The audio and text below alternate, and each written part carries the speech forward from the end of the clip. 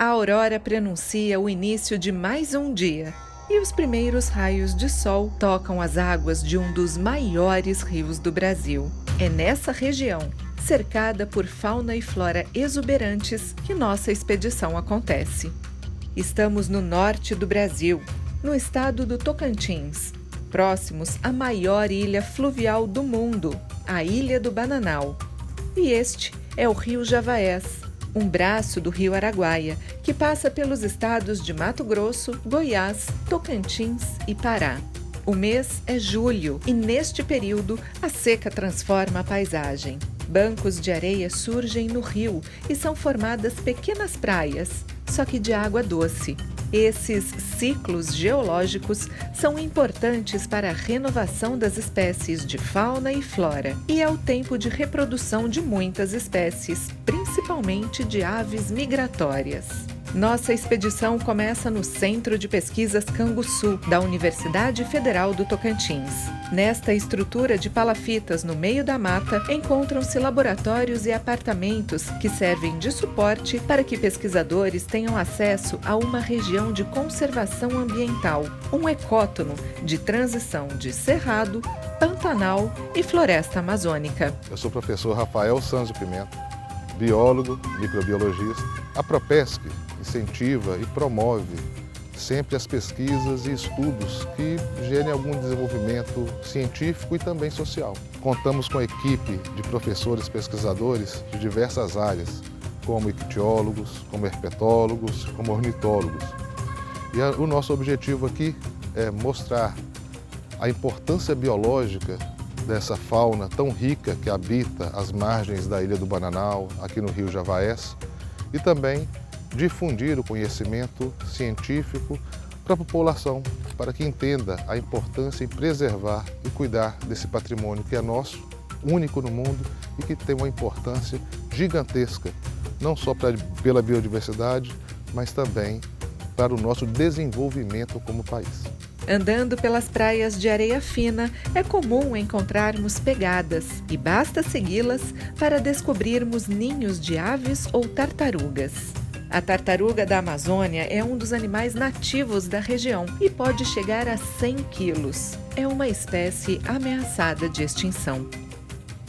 Na época de reprodução, as fêmeas enterram seus ovos para que possam ficar protegidos até eclodirem. Mas a natureza sempre tem seus desafios e logo adiante está o habitat de um dos principais predadores das tartarugas, o jacaré-tinga, que se alimenta dos filhotes quando eles migram para o rio.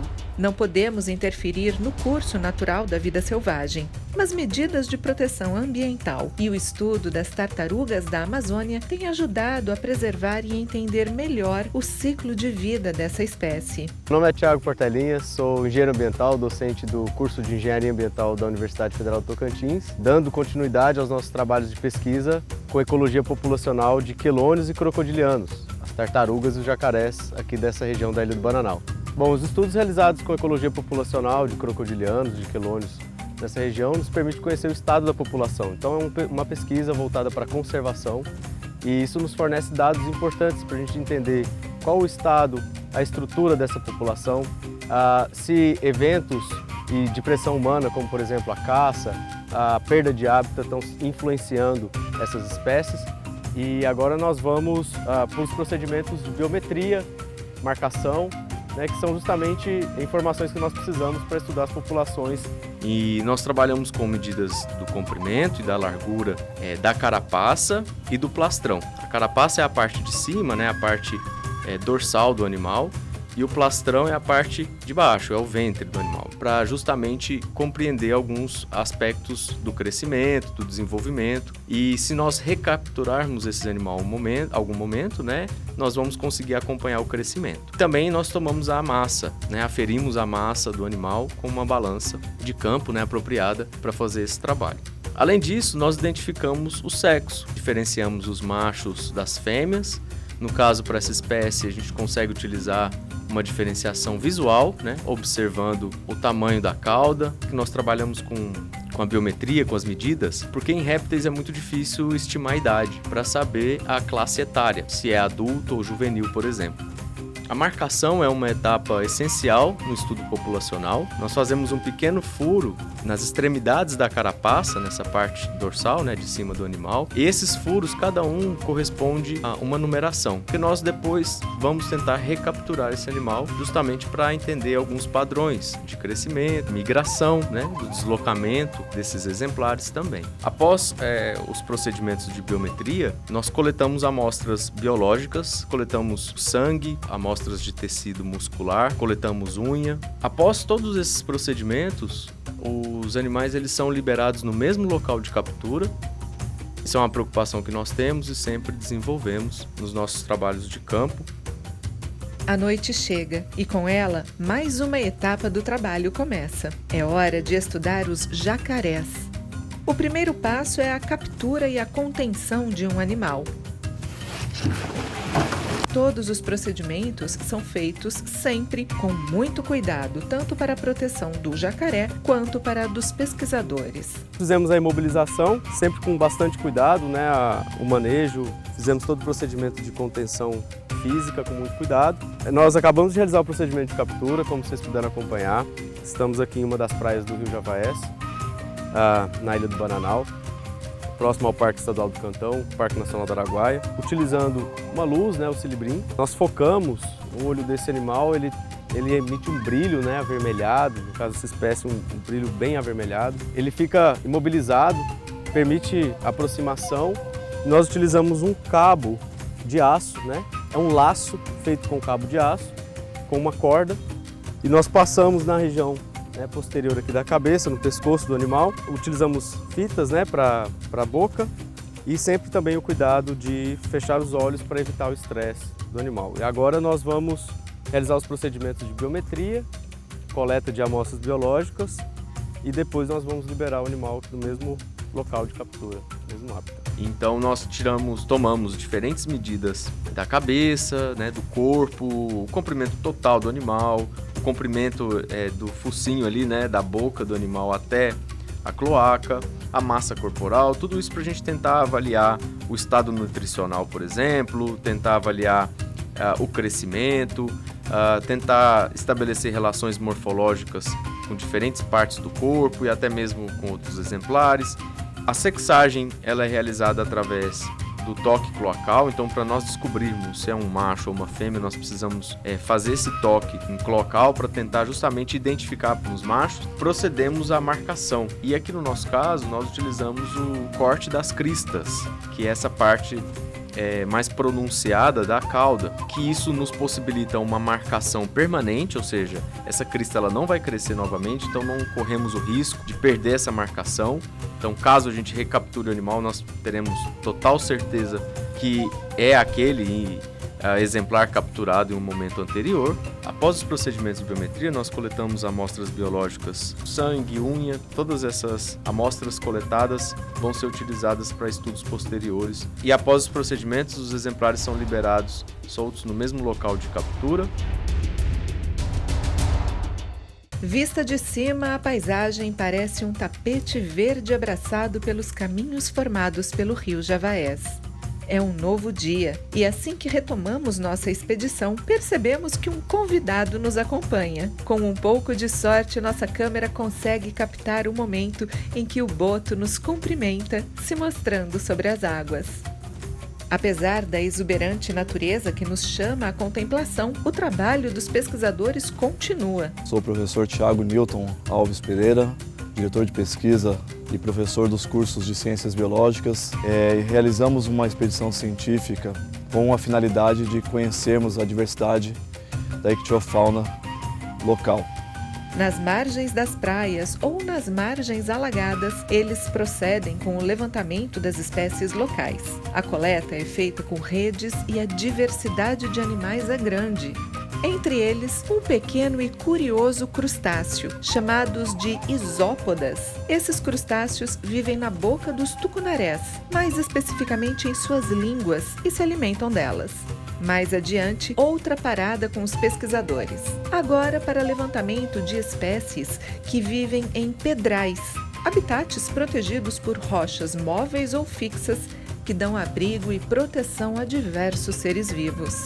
Associado a essa região dos pedrais, como nós denominamos, temos também outros seres vivos, como pode ser observado nesse pedaço de fragmento de rocha. É uma rocha sedimentar, onde nós observamos várias camadas e, além disso, conseguimos observar vários outros animais, como essa esponja de água doce, associado a micro-organismos, a algas, entre outros animais que fazem parte desse ecossistema. Esse é um exemplar da família Doradidae.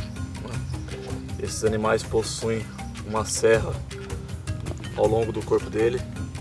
Não sei se é possível observar, mas ele tem uma serra lateral esquerda, lateral direita desse animal. Esse aqui é um outro exemplar de fauna associada nesse ambiente de pedral, filhote de tuí-cavalo, parente do nosso poraquê, das tuviras, entre outros animais.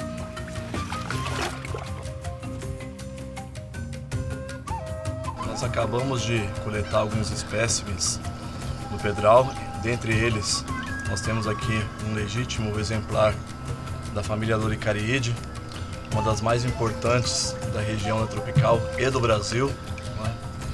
É um espécime muito bonito, inclusive bastante apreciado ao aquarismo.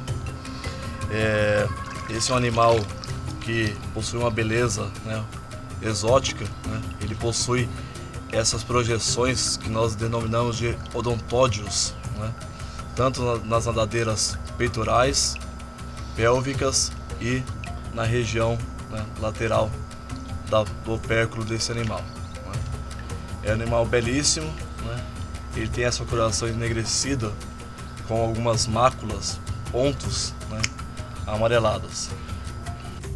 A noite nos brinda com uma bela lua e indica que é o momento de descansar. Deslizando pelo Javaés, em mais um dia, nossa expedição se depara com esse casal de pássaros. Após uma noite inteira de alimentação, eles procuram um local para descansarem. Assim que encontram, acomodam as cabeças sobre as asas e adormecem. Outros também seguem o mesmo ritual. Eles descansam sob o sol de julho do Tocantins. Mas isso não os afeta, pois esta espécie é capaz de regular sua temperatura interna. Renato Torres Pinheiro, biólogo, ornitólogo, professor e pesquisador da Universidade Federal do Tocantins e coordenador do Centro de Pesquisa Canguçu, da UFT.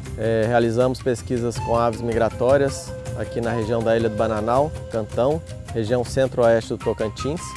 O objetivo dessa pesquisa é determinar a rota migratória de aves que se reproduzem nas praias dos rios da região. Bom, inicialmente a gente tem que lembrar que as aves, assim como os seres humanos, eles são animais homeotérmicos que têm essa capacidade de regular, manter a temperatura constante. Outra coisa que é interessante é que a temperatura das aves ela é normalmente alta, varia entre 39 e 42 graus, dependendo da espécie.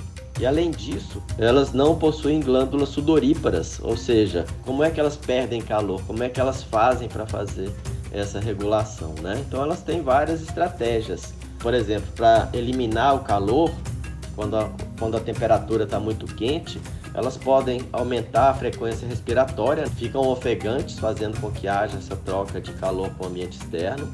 Elas também podem colocar as penas bem próximas ao corpo, diminuindo a camada isolante de ar e deixando o pássaro mais fresco, porque as penas são isolantes térmicos, elas têm essa capacidade de se expandir ou contrair, fazendo essa regulação da temperatura.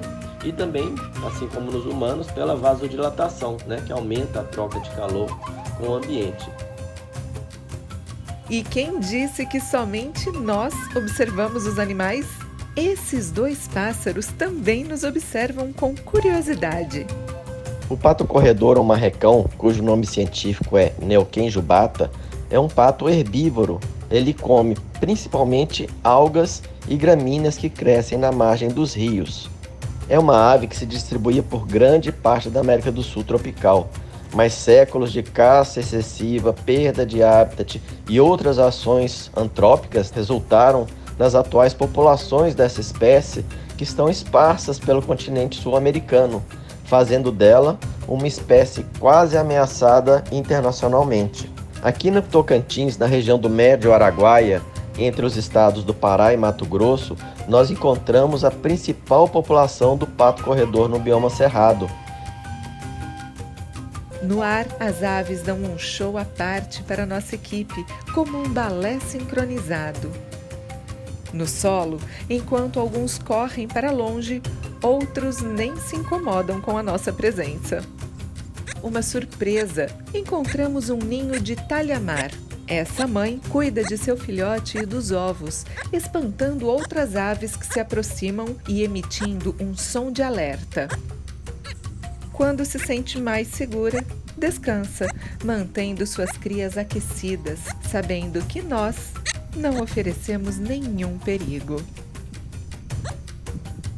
Com esse presente, a expedição chega ao fim e nos despedimos com a lembrança de que a natureza merece sempre nossa admiração e proteção.